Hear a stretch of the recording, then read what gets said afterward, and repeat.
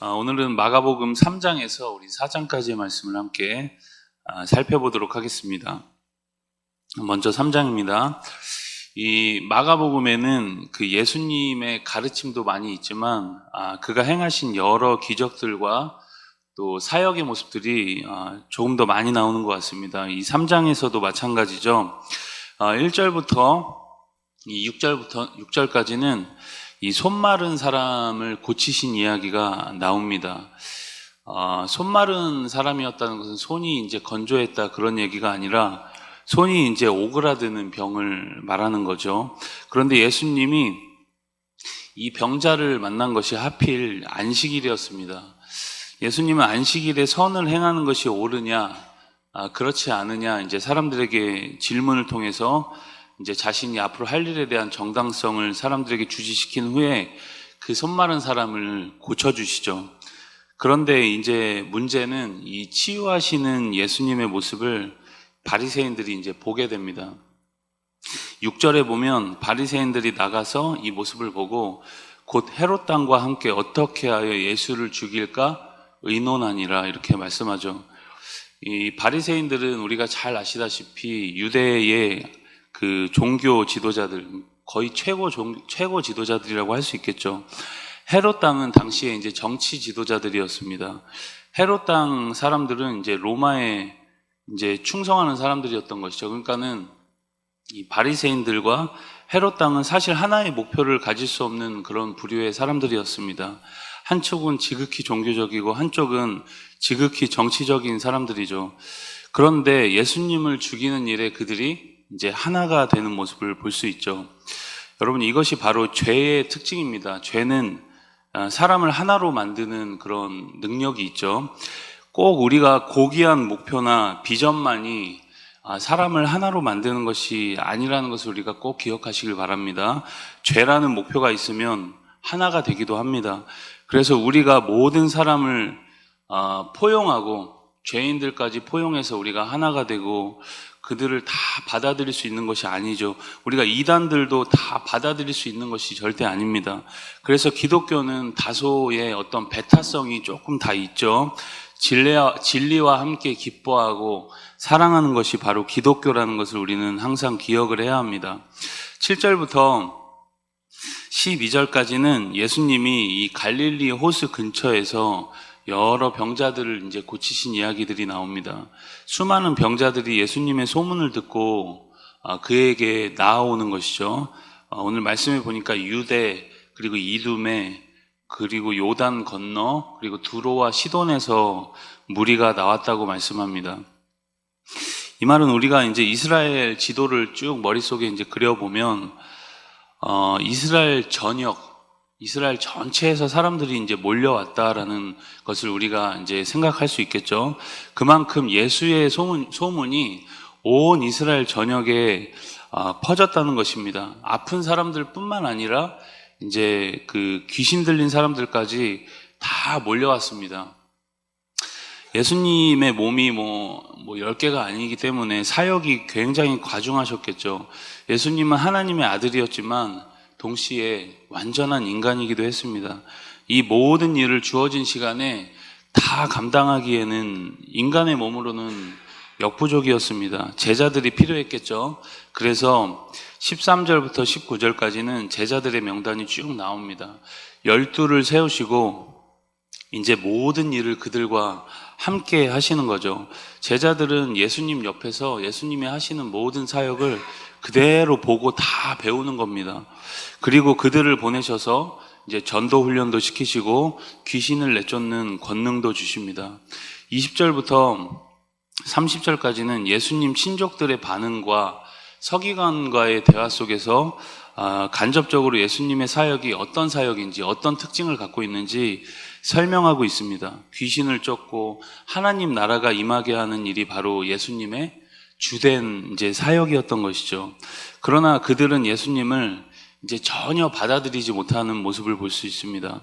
31절부터 35절까지는 예수님이 자신의 혈육으로 맺어진 이 가족 관계보다 믿음으로 맺어진 그 영적인 가족이 진짜 가족이다라는 것을 이제 강조하고 계십니다.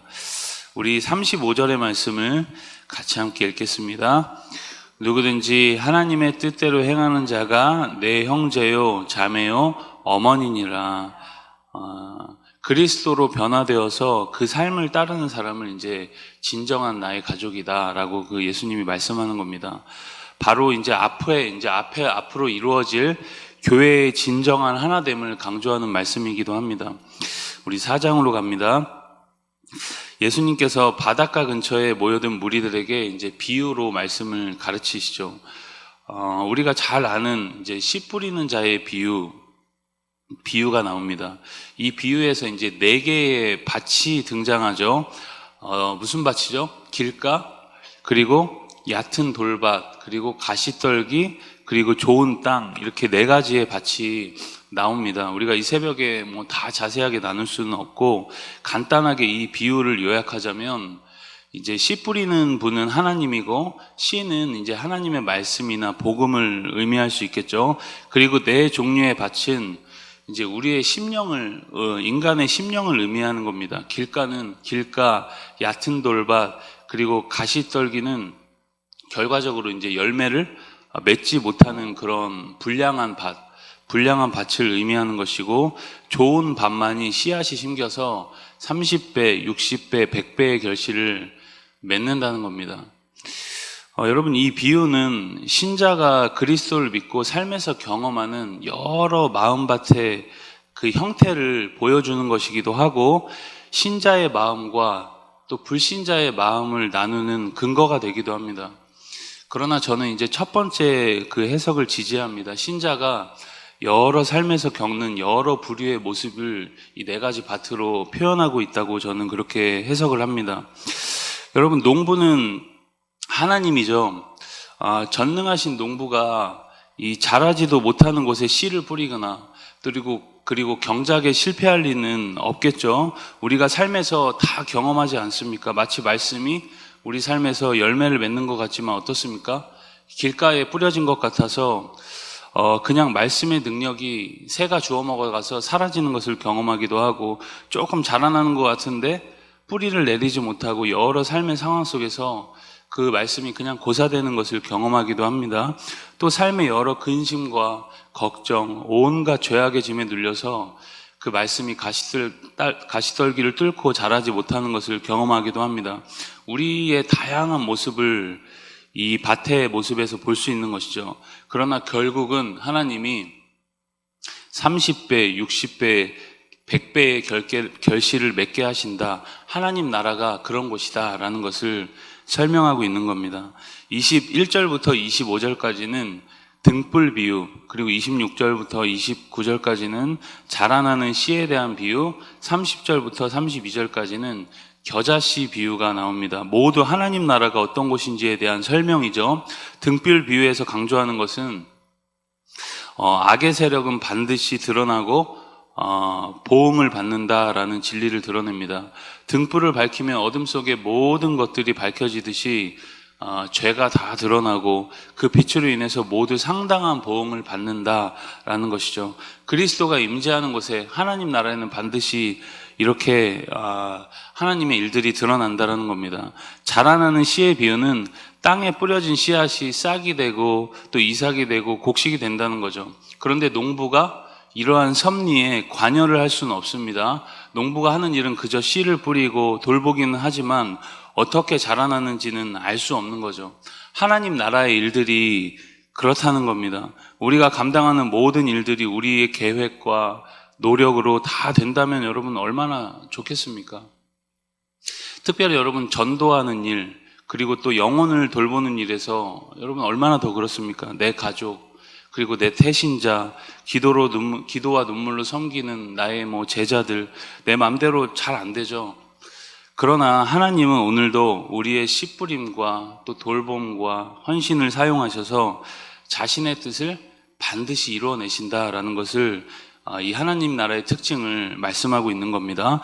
그리고 세 번째로 겨자씨 비유는 우리가 잘 아시듯이 지극히 작고 미약한 겨자씨가 자라면 큰 나무가 되죠. 여러분, 하나님 나라의 일들이 이렇다는 겁니다. 우리의 믿음과 특별히 전도한 영혼들이 아무런 믿음이 없는 것 같지만 그리고 미약한 인생인 것 같지만 뭐 말씀을 듣고 변화는 되고 있는 거야?